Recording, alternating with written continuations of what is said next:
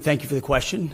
You are right. We are both originally from Minnesota, which is why I recall 2020 quite well, when Governor Walz abandoned a police precinct and allowed it to be burned to the ground, and also allowed 5 days of chaos to occur inside the streets of Minneapolis.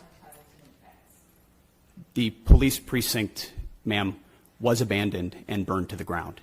And because of that, the National Guard was eventually far too late mobilized. And President Trump recognizes a situation like that, improperly handled by a governor, like it was by Governor Walz, if it gets out of control, is a bad situation for the citizens of any location. So in Los Angeles, we believe that ICE, which is a federal law enforcement agency, has the right to safely conduct operations in any state and any jurisdiction in the country, especially after 21 million illegals have crossed our border under the previous administration.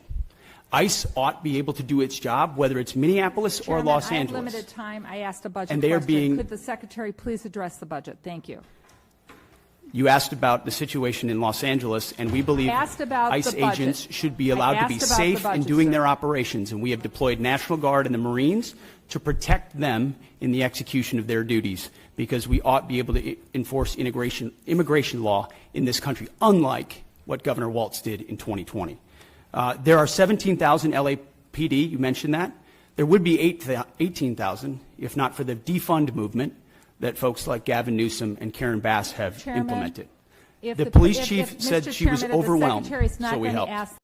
So Pete Hegseth is sitting in front of the Senate committee today talking about, they're questioning him about the LA riots and why is the military there? Here's why the military is there, because we actually learn from history and from past mistakes.